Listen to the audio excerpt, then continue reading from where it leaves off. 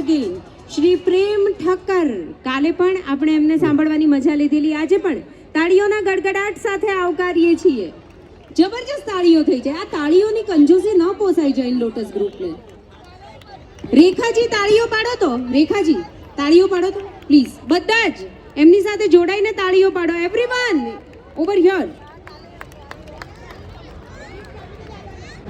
પ્રેમભાઈ મંચ સ્વીકારે એ પહેલા એમને અમારા ગ્રુપ વતી આ સન્માન સ્વીકારવા માટે અનુરોધ છે. આપ આવ્યા અને આપની વાણીનો અમને લાભ આપ્યો એ બદલ જૈન લોટસ ગ્રુપ તરફથી એક નાનકડી યાદગીરી શ્રી પ્રેમ ઠક્કરને.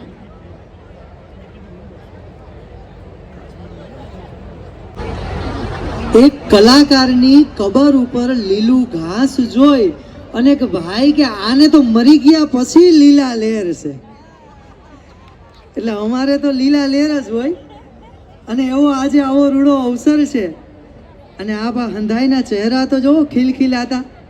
ત્યારે આપ હંધાઈ માટે જ એક વાત કહેવાનું મને મન થાય કે ચાંદ સિતારે હો આપ, જહાં સે ભી પ્યારે હો આપ, हमारी खुशियों का बहाना हो आप, हमारे जीने का सहारा हो आप, कोई कुछ भी कहे लेकिन हमारे लिए खुदा का भेजा हुआ नजराना हो आप. બે ગુજરાતી માણા ભેગા થાય ને એટલે ત્રીજાનું નખોદ કાઢી નાખે હો. 2 કલાક 2.5 કલાક 3 કલાક પછી શું કહે ખબર? આપણે શું લેવા દેવા. હમણાં ઉનાળો આવે, કેરીની સિઝન આવશે. આખી દુનિયામાં જેટલી કેરી ખવાય છે ને સાહેબ, એનાથી જાજી તો આપણે અહીંયા ફ્રીઝરમાં મુકાઈ છે કે ઉનાળા પછી ખાવા થાય.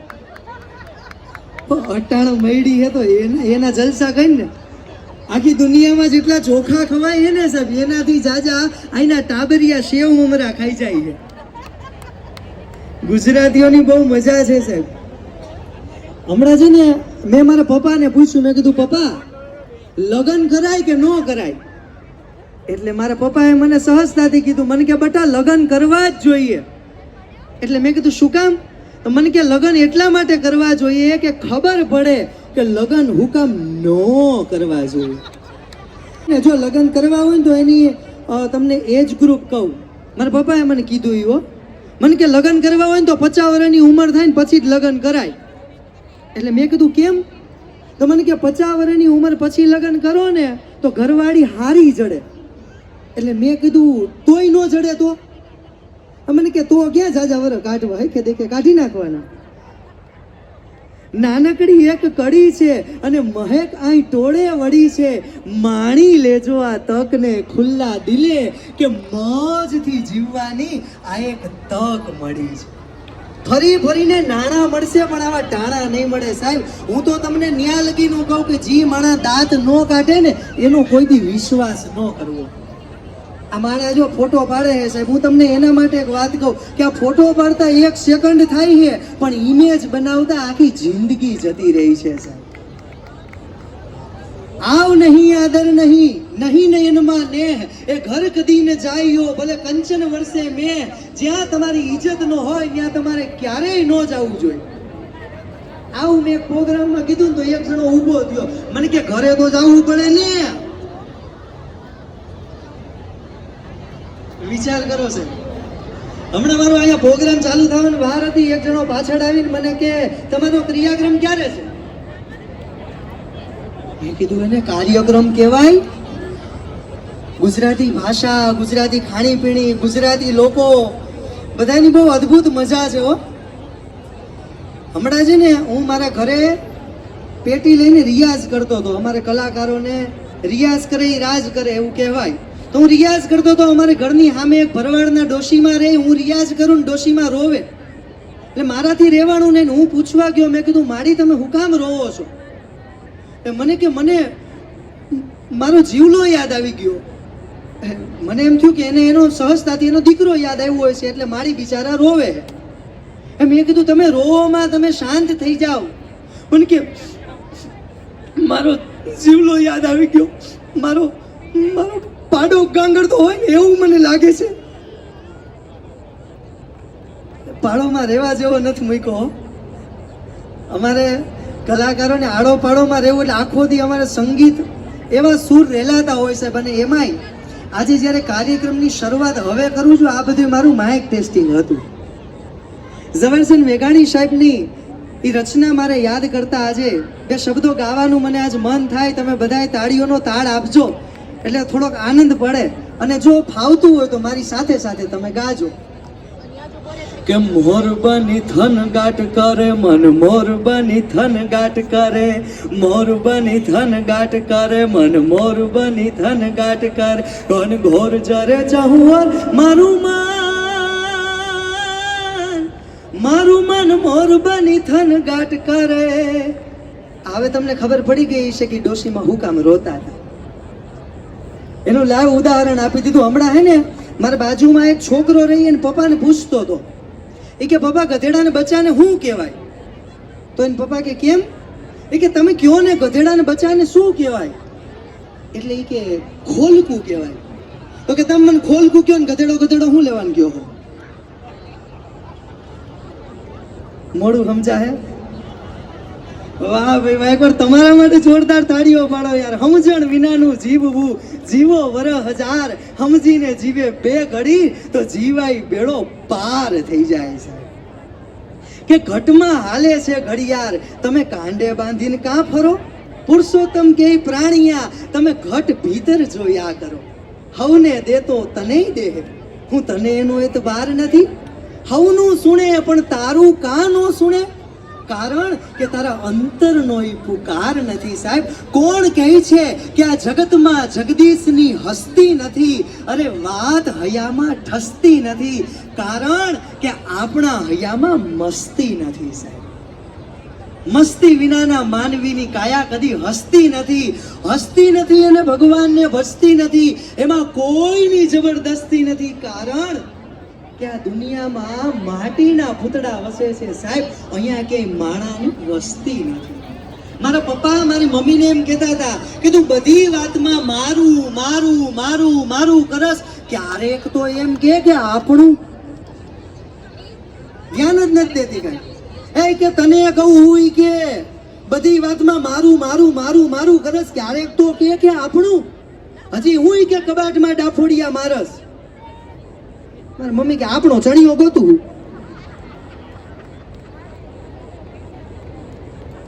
પત્નીને અંગ્રેજીમાં શું કહેવાય કોઈને ખબર છે?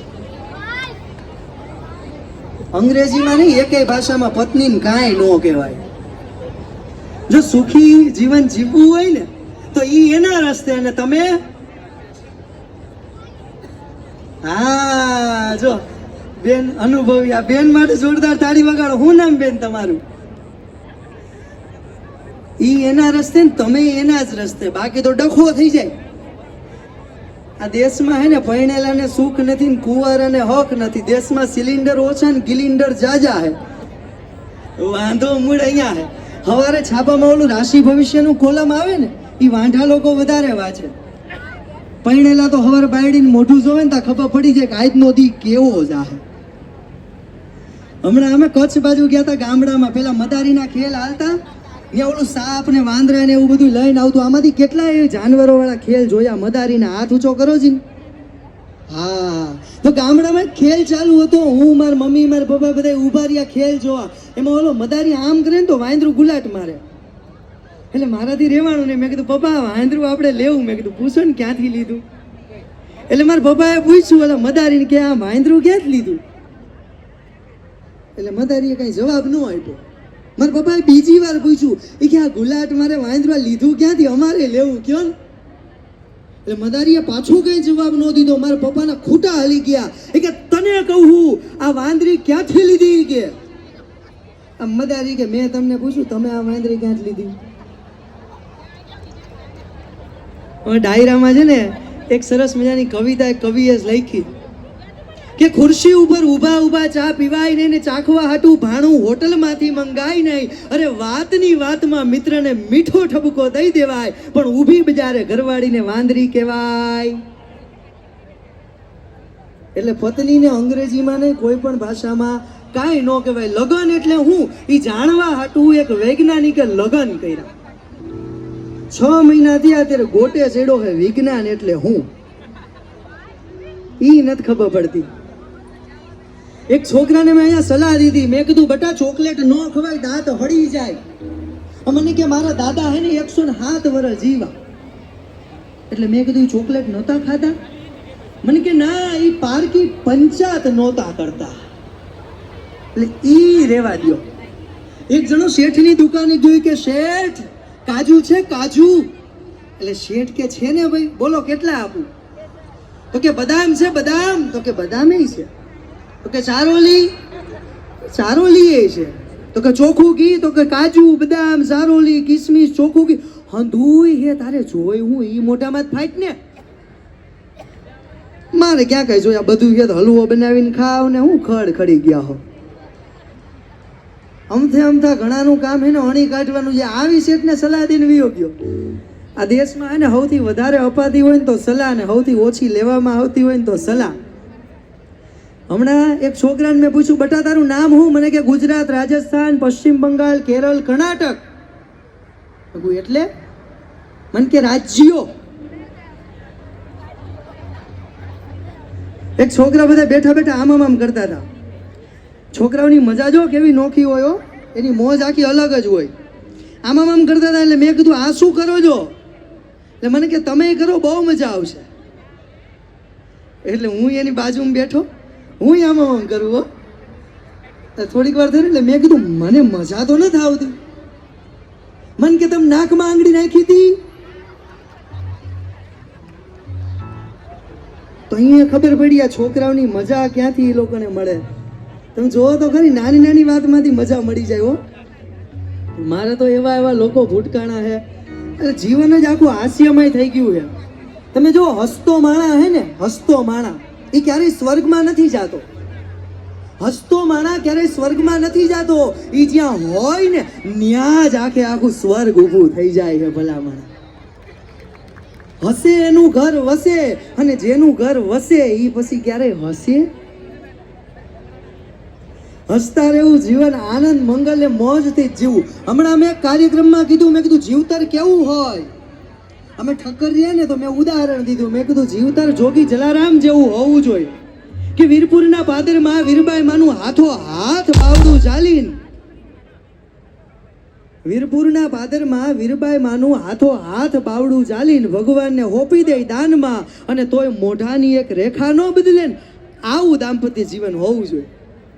આવું મેં એક પ્રોગ્રામમાં કીધું ને, એક જણો ઊભો થયો એ કે મારે દેવી 3 છોકરા હોતી. પણ તારી લે કોણ? તું ભાઠે ભરાઈ ગયો એટલે બીજાય હલવાય. અમુક જણાને સમજવા જ બહુ અઘરા હોય છે. સમજી જ ન શકો હું કેવા માગે છે. હમણાં જો આજે આટલા બધા જણા ભેગા થયા હોય ને, એટલે આજે દિલ ખોલીને આજે મનની 2-4 વાત કહેવાનું મને મન થાય કે આજ રોજ જો અત્યારે બધાના હાથમાં, ઘણાના હાથમાં હું જોઉં કે મોબાઈલ છે. હમણાં એક જણો મોબાઈલ કાઢીને ભગવાનને કે હે ભગવાન, તમે નરસિંહ મહેતાના 52 કામ કર્યા, કુંવરબાઈનું મામેરું ફર્યું, 500 નું બેલેન્સ નહીં પૂછતે?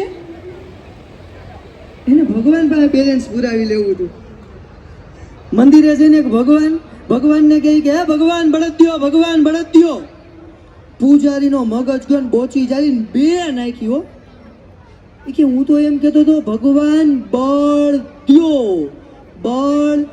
દ્યો. તું નોખું પાડ. હમણાં એક બનાસકાંઠાનો જણો અમારા કાઠિયાવાડમાં આવ્યો. પોલીસનું ચેકિંગ હાલતું હતું, ડ્રાઈવ હાલતી હતી. એમાં પકડીને બેગમાં જોયું ને તો કંઈક એવો પદાર્થ નીકળ્યો. તો કે શું છે? તો કે બોમ્બ છે. મારીને ધોઈ નાખ્યો. પછી ખબર પડી કે બામની શીશી હતી. ભાષાની મજા છે.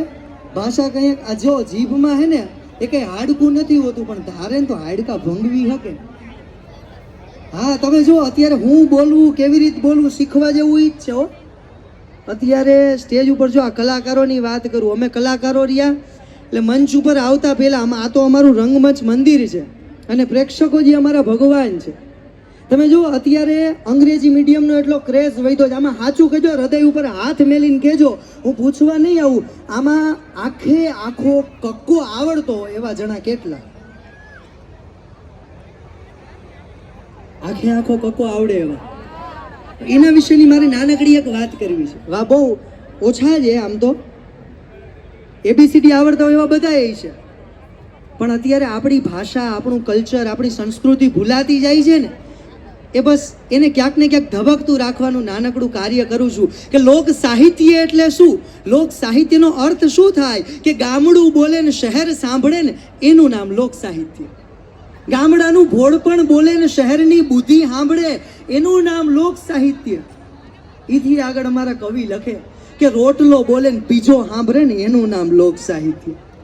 ચોયણો બોલે ને બરમુડો સાંભળે એનું નામ લોક સાહિત્ય. હું વાત કરતો હતો કક્કાની. આખા કક્કામાં સૌથી વજનવાળો કોઈ અક્ષર હોય ને તો એ ગ. આખા કક્કામાં સૌથી વજનવાળો અક્ષર.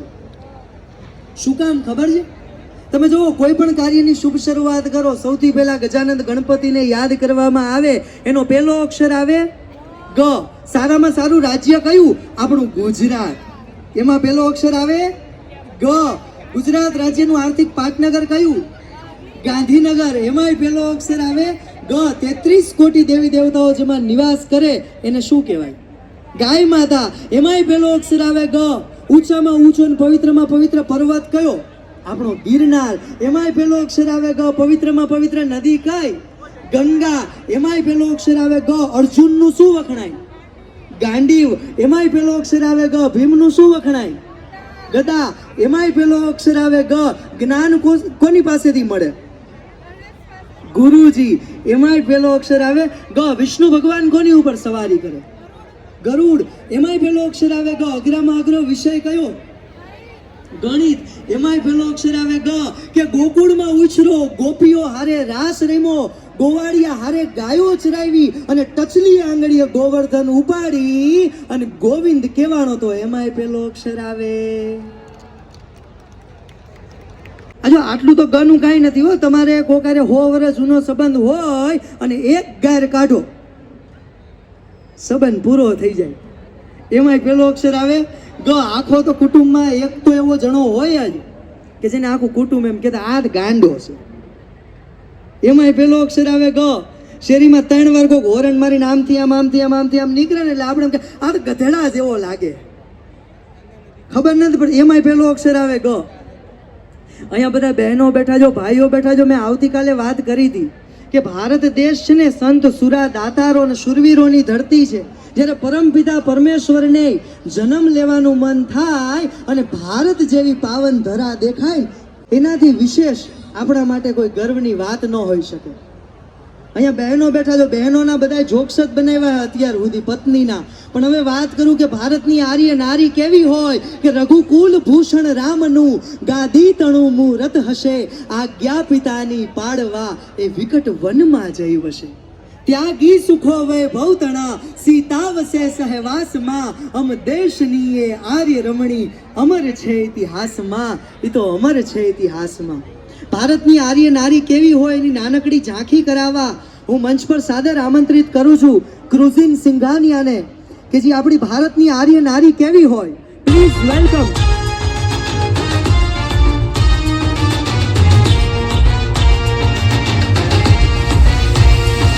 મહારાણી લક્ષ્મીની સુનો વીરતા કહાણી કેવી શાણી એ ગોરાણી ઝાંસી વાળી જેનું નામ તાણી એને તેગું ગોરાઓના માપી લીધા પાણી માણી નહીં મોચ વાણી અંગારાનું કામ. મહારાણી લક્ષ્મીની સુનો વીરતા કહાણી કેવી શાણી એ ગોરાણી ઝાંસી વાળી જેનું નામ તાણી એને તેગું ગોરાઓના માપી લીધા પાણી માણી નહીં મોચ વાણી અંગારાનું કામ.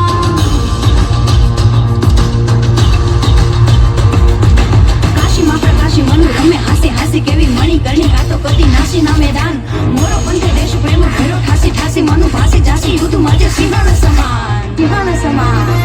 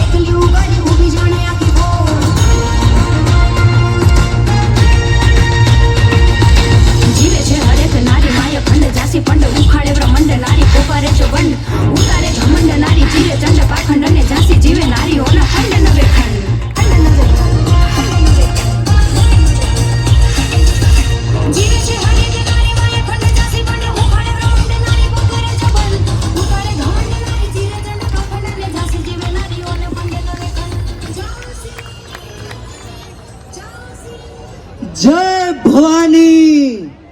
થોડાક લોહી ગરમ થયું કે નહીં? આવી ભારતની આર્ય નારીઓ છે, એમણે જે યુદ્ધ કર્યા હતા, જે મોગલોના હાજા ગગડાવી નાખ્યા હતા, એટલે આજે આપણે અહીંયા બેઠા છીએ કે સેવા કરી સુરભી તણી અને યોગનું સાધન કર્યું, વેદાંતનું મંથન કરી ગીતાતણું સર્જન કર્યું. એ દેવકી આપે ભલે અવતાર કારાવાસમાં, અમ દેશની એ આર્ય રમણી અમર છે ઇતિહાસમાં. એ તો અમર છે ઇતિહાસમાં. અને છેલ્લે બે જ પંક્તિઓ કહીને મારી વાણીને વિરામ આપું કે જબ તક बिके नहीं थे कोई मोल न था, जब तक बिके नहीं थे कोई मोल न था, आप लोगों के प्यार ने खरीद लिया हम अनमोल हो गए. કે પ્રેમ પ્રત્યેનો આપનો પ્રેમ બદલ પ્રેમ તમારો પ્રેમપૂર્વક આભારી છે. ખૂબ ખૂબ ધન્યવાદ. આભાર. ખૂબ ખૂબ આભાર પ્રેમભાઈનો. ભારતીય સંસ્કૃતિની અને ગુજરાતની અસ્મિતાની જે ઝાંખી એમણે કરાવી છે એ માટે આપણે એમને ધન્યવાદ જ કરવા રહે.